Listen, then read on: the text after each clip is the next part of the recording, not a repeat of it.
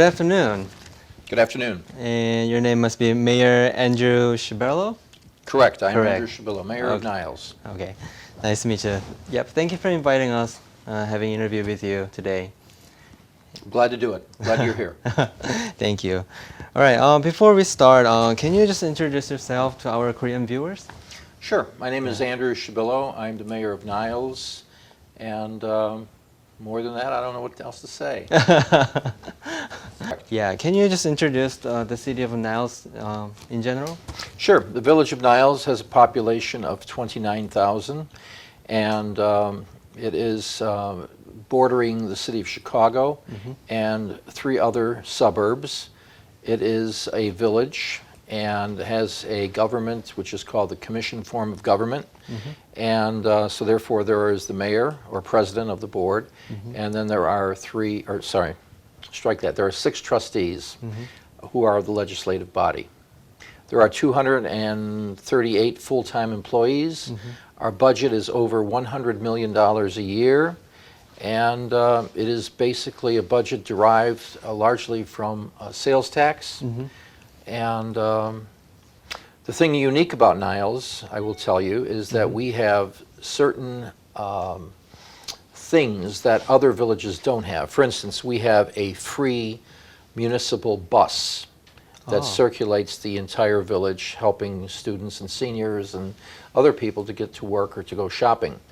We also have a health and wellness center, which is quite elaborate. It's on this campus here that we're sitting at. Okay. We also have a senior center. Many villages have senior centers, but we have our own senior center with directors and program directors helping seniors get through their normal everyday life, and of course social activities. And finally, what we have that many towns don't have is a social welfare service. It's called Human Services. Okay. So if people are in trouble with addictions or employment or truancy for children, all kind of social services we satisfy, we take care of the people of Niles. So those 4 items eat up a big portion of our budget, but we're very proud. We're very proud that we're able to do that. You are like the business person before the mayor. Yes, I was born and raised in the family restaurant business. So I spent 43 years there, and I retired about 3 years ago from there. We sold the business, actually. And Is it up in Niles or yes, it other was in place? Niles. It was the White Eagle. In fact, there were many, many Korean events there at the White Eagle. That was my first exposure because before I was mayor, I was a businessman, and we used to have the Korean American Dry Cleaner Association. Was one of them. Big party. And because we sat up to 1,400 people. So it was a very big place, and I came to know and respect the Korean people. Okay. And I know you're like been successful with the business persons, but how come you like changed the working with a mayor? Well, I was always a trustee. I was an alderman trustee for 24 years before becoming mayor. And so I was always involved in government. I was always involved in politics. I was the committeeman for Manning Township. I was the Democratic Party committeeman. And so I had those hats. And then I worked in zoning for Cook County while I was working at the White Eagle restaurant. So I knew a little bit about that. I knew about development. I was on the bank board for 16 years, looking at development as a board member of a bank. So I had all those hats, and so it all kind of fits very well in where Niles is today and where it needs to go. Okay. Is it the past experience you working with a business person, is it kind of affect while you're working as a mayor? Well, I hope so. I hope I bring those abilities to my office. Certainly 65% of our budget derives from sales tax. Well, we all know that sales tax has come under some pressure because of the internet, right? So as our sales tax is not growing like it should, we have structural deficits to our budget that need to be made up. So one of the things that I did was I created TIF districts in the village of Niles. The TIF district is an economic incentive where you carve out an area that needs economic redevelopment. And it's TIF, it means tax increment financing. Okay. Chicago has many of them. Oh. Niles currently has 6, but we will have 5. And they are positioned to rebuild our buildings and our land and our development, and also then therefore our economy will grow because of this new development. What's the a best part of Niles compared to other cities? It's a very diverse city ethnically. We are one okay. of the most diverse cities ethnically. And anywhere in the village where you have to come into contact, we have translators or people taking care of. I mentioned family services. Right, We have people who are fluent in other languages to help people. Because for some reason, maybe it's our housing stock, many different ethnic peoples have come to Niles to live. And so I'm very proud of that. I'm very proud of the fact that we have 4 sister cities right now. We have a sister city in Italy, we have a sister city in Ireland, we have a sister city in Greece, and we have a sister city in Poland. Poland, okay. Yes, so, and that was all good, but then we stopped. Okay. And what we really need now is a Korean sister city from South Korea. We need that. Okay. Because it shows respect and it shows an interest in the Korean culture. You know, before I came to my office today, I Googled Korean American culture, Okay. and I found some interesting things about your culture and things that many more people should know and understand, because when we know about each other, we are able to appreciate each other and not judge critically as sometimes people do.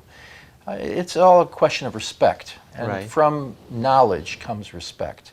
And I wish I could have it in my power to make a Korean sister city, but it's not in my power right now, and unfortunately the person who is in charge is not inclined to do so. So Okay. it's unfortunate. Okay. What is kind of a biggest issue going on in Niles currently? Well, I mentioned our structural deficit. So what we have to do is take our economy and rebuild it. We need to grow our economy. Okay. And the way you do that is, frankly, bringing people into your town to visit. So one of the things that we have is on Toohey Avenue, we have the Leaning Tower. That is on 80 acres of private and public land. We hope to redevelop those 80 acres so that people will come to Niles and visit and spend money and all manner of things, recreate. And there's other opportunities. We're building a brand new park on the north end by Gulf Mill. Okay. That park can be the catalyst for a brand new Gulf Mill shopping center. I've been in contact with the Korean American community to do a festival there, Okay. because the park is also going to be a festival grounds. And those are the things that need to be done. Okay. Okay. And any kind of a special planning for the city in 2020 besides that? The pressures on us are the pension. The pressures are on our roads. We need to spend about 13 or 14 million dollars for roads. Okay. And those are the main ones. And our labor costs keep going up. I So see. those are the things that we're focused on. But honestly, what I've tried to do in the last 6 years, aside from build our economy, is to build our community. Okay. Now, what does that mean? It means that when I came to become mayor, we had a very minor program on block parties, neighborhood parties. Well, we tried to put new vigor and energy into that, to the point where if you have a block party, the village will bring out a tent, will bring out barbecue grill, we'll bring out tables and chairs, we will bring out things that bring people together. Right. Coming up now, next month, I'm sorry, it's the Saturday right after Thanksgiving, okay?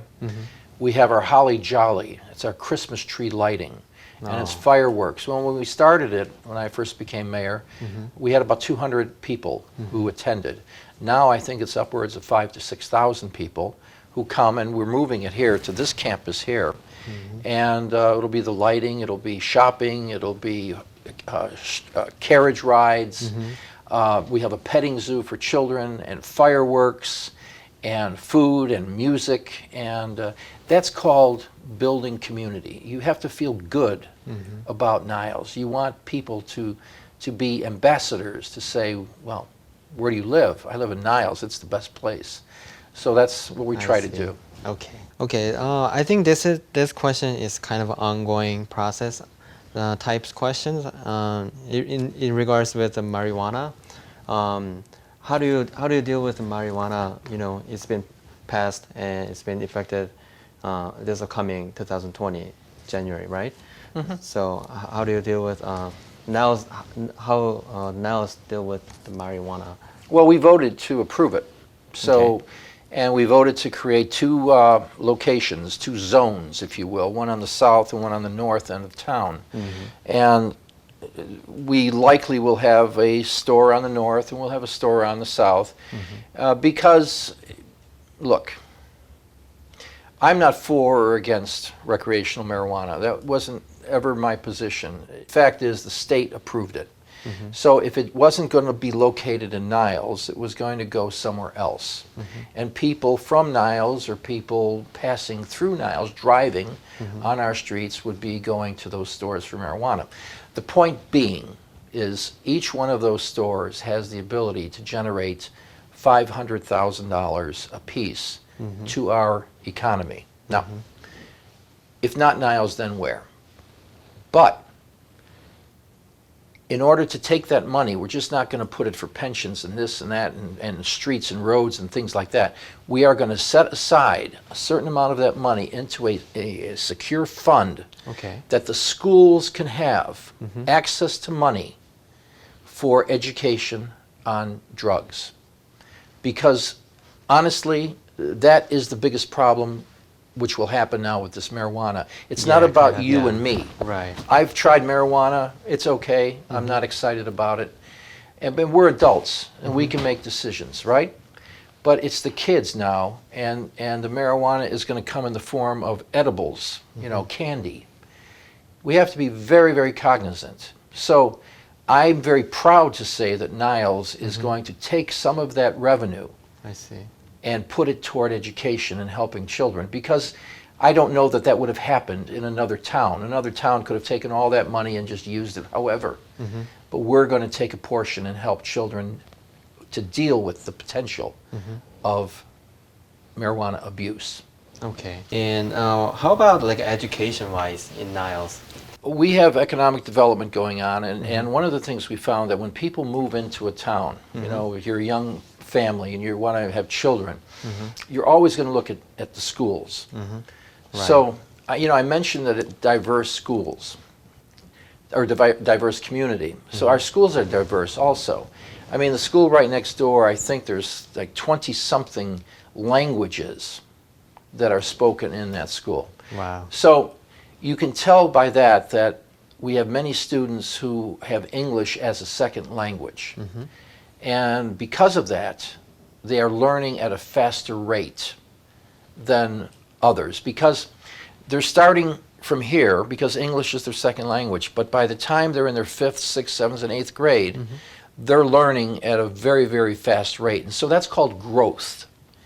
And one of the things about Niles schools is we have a higher growth rate than the other schools who do not have our kind of diversity.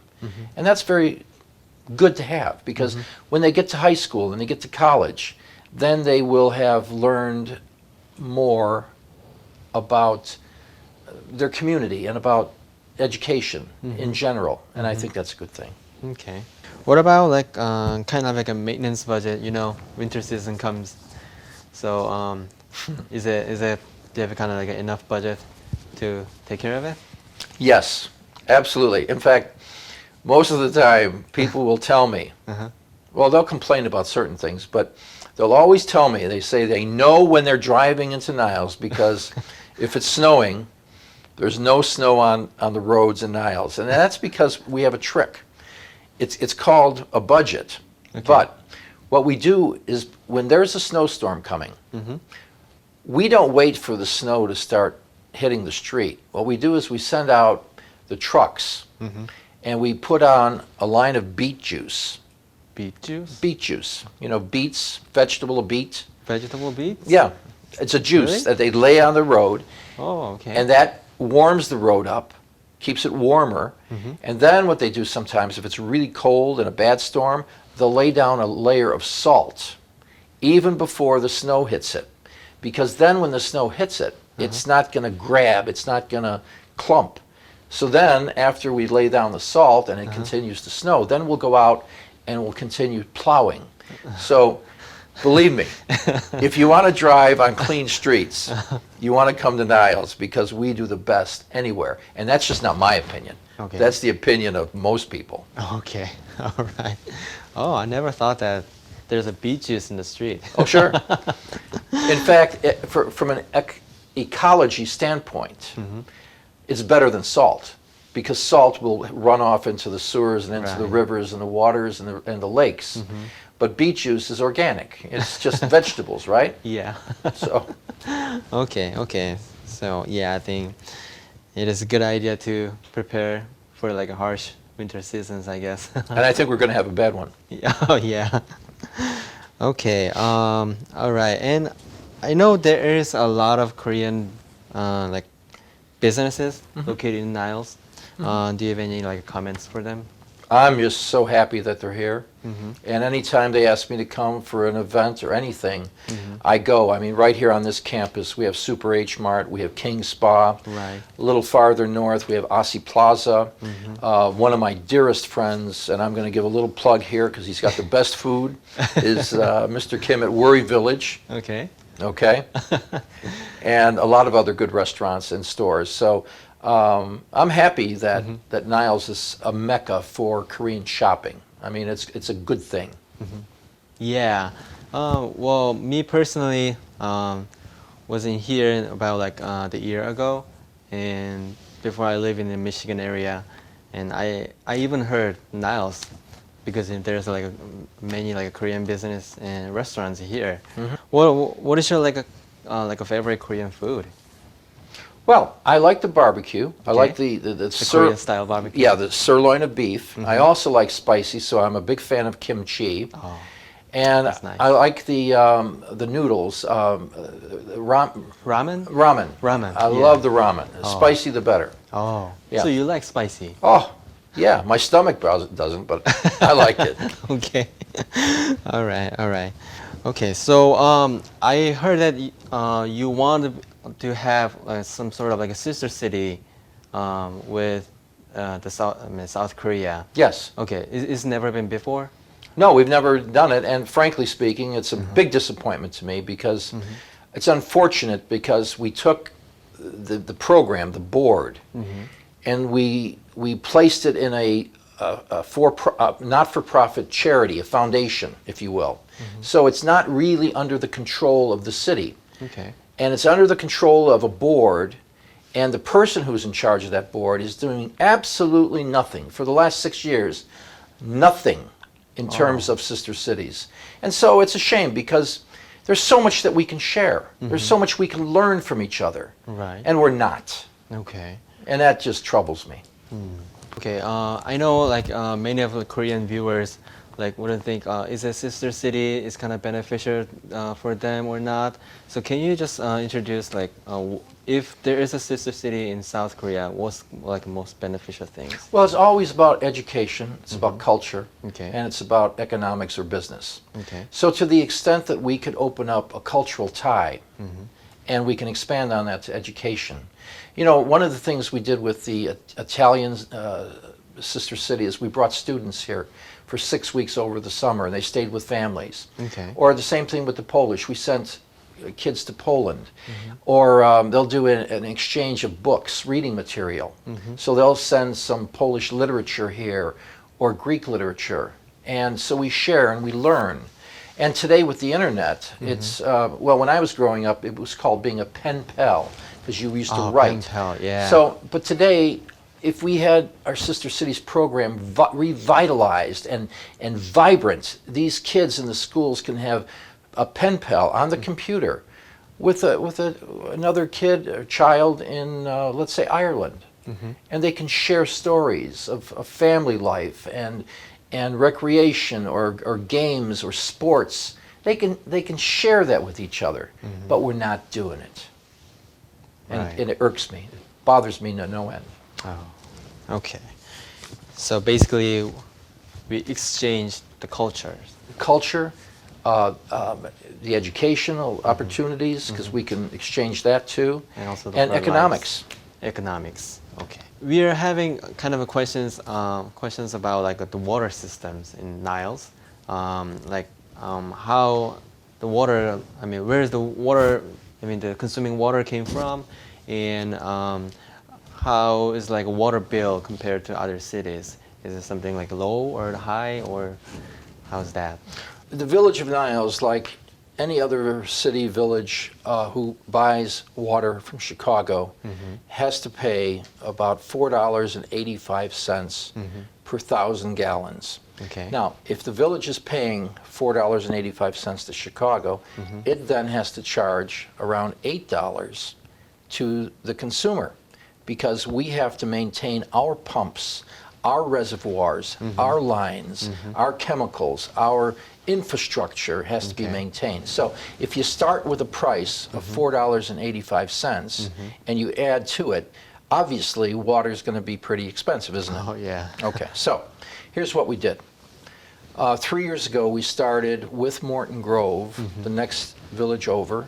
We started a water commission. It's called the Morton Grove Niles Water Commission. And what we did was we started an engineering process and a negotiation to buy water from Evanston, Okay. not Chicago. Now, it cost Morton Grove and Niles $100 million to build, I think it's 8 miles of pipe, pumping stations, reservoirs, to bring the water, not from Chicago, but from Evanston. So it goes directly through Skokie to Morton Grove and then Niles. So we have a $100 million debt, a low interest loan for 30 years, but we're paying 83 cents per 1,000 gallons. Wow. So you see, right now, the water just started flowing about 6 months ago. We are at a break even. Now, as it goes on and on, we will not only break even, but we will be making money or having more money to fix our own infrastructure, our own water lines. And then maybe in 5-10 years, we'll be able to lower the price of water to the consumer. Because, you know, I'm nothing against Chicago. They had to do what they had to do. Right. But we have to do what's good for our city and our citizens. So right now with Morton Grove, we are buying water from Evanston at a much lesser rate. Oh. All right. Before we closed our conversation, can you say a last words to our Korean viewers? That there are 24 characters. I learned about your paternalistic society and all these good things. And I'm just so interested in Korean American culture, Korean culture, that I wish I had the ability to buy a ticket tomorrow and go off to Korea and have fun and learn more about Korean people. And, you know, it would give me great, great pleasure. And thank you for being here. I appreciate you being here.